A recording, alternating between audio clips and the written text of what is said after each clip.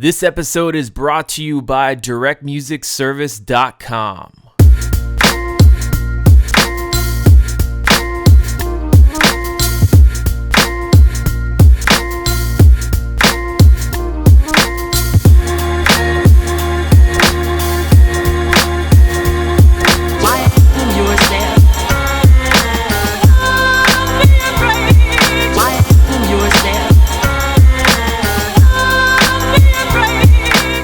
So I was crossing my fingers for this to happen. I wasn't sure if it was going to happen or not, but Denon, thank you so much. As of right now, this is the standalone unit to beat. Really nothing comes close. And I'm not even saying that just because Denon provided me a unit. I think when trying to find a DJ controller that fits you, it really boils down to the basics. So really, how does it feel? Does the build quality feel good? The jog wheels, I know you have to sacrifice a little bit when it comes to jog wheels with most controllers, since you're really going for portability, and most jog wheels are about 6 inches. Crossfader is also a big thing if you're a hip-hop DJ, if you scratch, do anything like that. So you want it to feel good, have a really good cut in time when scratching. The sound quality definitely, and especially the quality of the effects, how you manage your music on the device. To really go full standalone,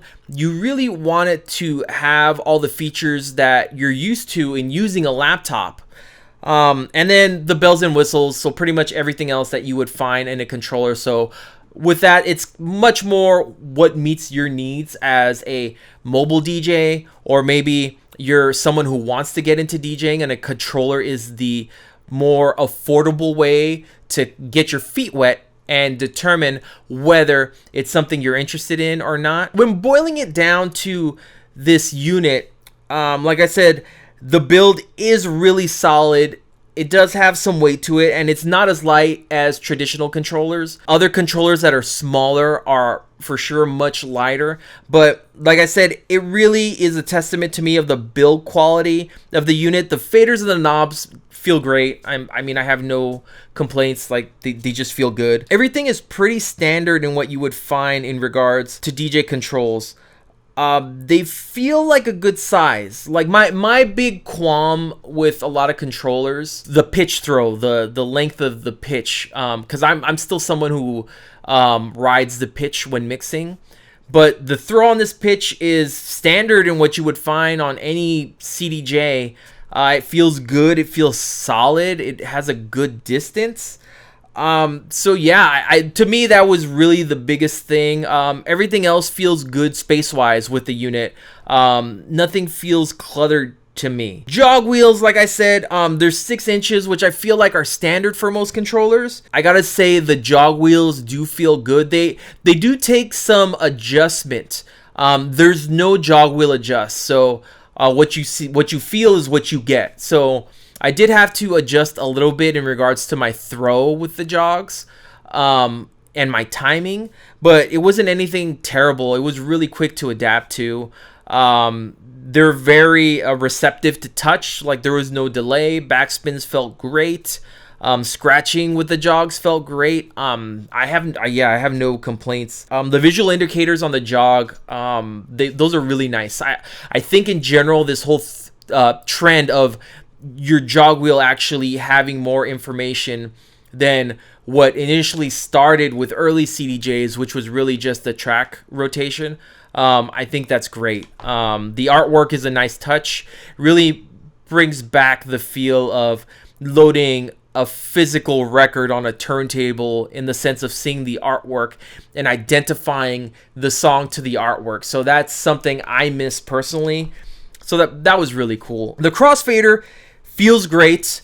I do wish it had a little bit of a sharper cut. I'm not sure if that's something that can be addressed with a firmware update on the unit. I feel like that's me being spoiled with the S9 and the Rain 72, where those guys, you could really dial in a real sharp cut where crabs are just effortless.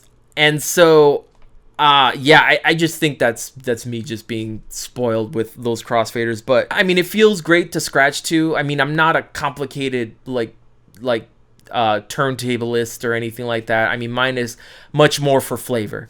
So it got the job done for what I needed to do, and I was happy with that. Sound quality on the unit, it sounded great. I have no complaints. The FX sounded great as well. Just to break down some of the FX that you do have, you have reverb, echo, delay, hall echo, a ping pong effect, an auto gate, flanger, phaser, bit crush, roll, a reverse roll, beat break, and a scratching effect. And your sweepable effects include your filter, echo, noise, and washout.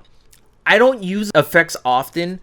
I played with them a little bit. They sounded great, but really my go-tos are, does the filter sound good? Does the echo sound good? And the noise. I'll occasionally use the noise for build-ups. That sounded great to me. No complaints. So I think if you do use a lot of these other effects, that you'll be happy with them. This is the big focus of this review because it's the standalone aspect of the unit, and I can get really deep into this, but there's other YouTubers that have really gone in depth to library management of this. So I feel like I really want to break it down to the basics on, if you were a DJ coming in and you didn't know how to, or rather, you've never used this unit, how easy is it to plug and play and just get down on this unit? And I actually had that happen at one like little small house party that I was like, okay, I'm gonna just bring this unit, and it was me and a couple of other DJs, and let's just throw some tracks on. The workflow is really easy. You plug in your USB drive. The Prime 4 unit will recognize your drive, determine the library that's on it. So you do want to, if you can, build your tracks in Prime, the Prime Engine software ahead of time. But, and this is the cool thing, if you haven't, it will read your record box drive. Now, currently, it doesn't mimic the other Prime series where the latest update with the Prime CDJs, they can read your playlists. But in plugging in a record box drive in this Prime 4 unit, it was able to read the music with the metadata. It read all the cue points. So that really is what blew me away, because I don't have a complicated record box drive. I typically, if I do play CDJs somewhere, I'm preparing music for that set, and it's usually about 1 or 2 hours. So it's not a lot of music. I don't try and inundate the drive with tons of music because I want to be able to search quickly on my USB drive. I plugged in my drive and it detected my cue points and read my music, and I was like, wow, like that's all I needed, and it worked great. The workflow was similar to what you've always used for CDJs from any manufacturer, so that was really dope. But there are strengths to using the Prime Engine software. I converted my Serato drive to a Prime drive. The cool thing about this is the fact that since when you load the Prime Engine software, you have the ability to also load your Serato crates in Prime Engine. And it's really easy to then create crates in Prime Engine in right-clicking and importing as a crate or playlist, and use the same drive. So basically now, when I plugged in my Serato drive, it loaded all my crates how I had them set up in Serato in Prime 4. I was able to use Prime Engine, which is free. I had about 2 years worth of crates on my Serato drive, and it built all the overviews in the Prime Engine, and it probably took like about an hour, if that. I mean, it was really quick, and yeah, it was impressive. So then when I plugged in my Serato drive into the Prime 4, it read it like that. And that's the other thing. This thing is quick. For a standalone unit to read a big library, I was pleasantly surprised at how quick it loaded tracks. it analyzed tracks because with plugging in my record box drive, it didn't have it didn't analyze I didn't analyze any of the tracks ahead of time with Prime 4 or with the Prime engine. So it would analyze the track then and there, and it was quick. All the touch gestures, all the loading gestures, everything in dealing with that touch screen on the unit was fast. And to me, I think that's the testament of how comfortable do I feel using a standalone unit. Is it going to be as fast as searching for tracks on my laptop? And it is. Like, with no doubt, it is quick. Just to talk a little bit about the interface, you can scroll around the touchscreen. You have all these different settings, which include you have the ability to like prepare like you would in Serato. So you would swipe left to prepare a track. You can tap and hold to show its info.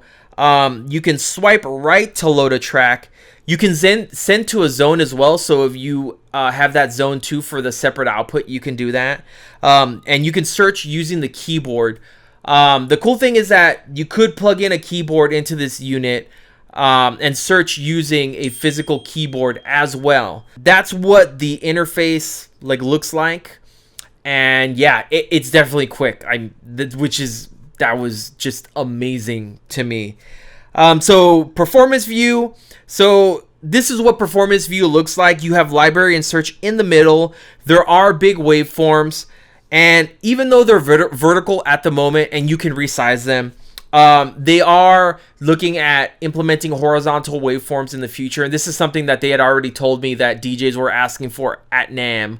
So I'm not sure what the timetable is for something like that, but it's on their radar. So the other thing that you can do on this unit is record, and it's really easy to do. I did use it to record some radio mixes, averaging about 1 to 2 hours. So I didn't hammer like a long 4 hour or try and record a long gig, but I feel like that's pretty typical in what you're gonna use the recording feature for. Stability was good on this unit. The longest I rocked with the Prime 4 would have been 4 hours, no crashes. It was stable. I didn't use it when I had received it initially because it did have the beta firmware, but once I got the finalized firmware, then I felt more confident to gig out a little bit with it. But yeah, it was stable, and I think that's the big testament to a standalone unit is how stable can it be. They do have streaming integration in the future with Beatport, BeatSource, SoundCloud, and Tidal. But that was the only thing that I was missing from having a laptop connected. But with that being said, they are rolling out Serato controller support in the future. That's not integrated as of yet, but I think it's a good backup having that option if you do want to have your laptop as a backup if you have an issue for any reason, or you find yourself, I can imagine you find yourself in a scenario where you're just getting hammered with requests and it's like, okay, you know what, I am going to have to tether to my phone, and maybe the laptop workflow might work better that way. But if you're heavily prepared, I did everything standalone, and it was great. I mean, yeah, it was kind of cool too. Like you just felt lighter in the sense of all I had was my controller. I mean, granted, I know there's not much in having your laptop in your backpack, and with mobile gigs where you're trying to really limit the amount of equipment that you have to bring with you, and typically it's pretty much a controller with a laptop. Just having the controller and then eliminating one more thing was kind of cool. So yeah, hands down, this I really see a great future with this, not only with the Denon unit but standalone controllers as a whole. I think Denon really laid the groundwork and put all the cards. They just put all the cards on the table and said, look, this is what, if you're going to really tap into the standalone market, this is what a standalone controller, this is what it should be. This is what DJs have been wanting. They could have easily held back features to get folks to buy their Prime mixer, their Prime CDJs, and oh, you want that feature? Well, sorry, it's only on the Prime CDJs. We're gonna limit you with what you can do on a controller. Nope.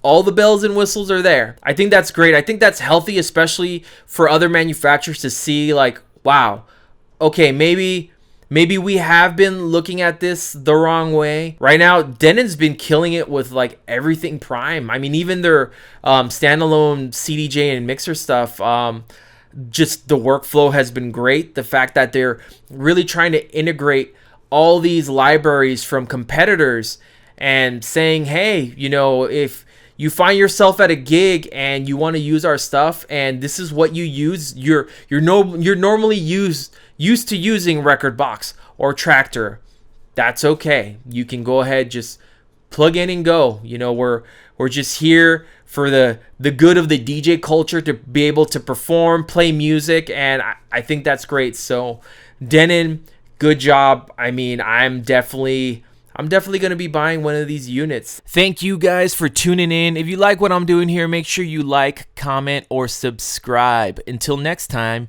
peace.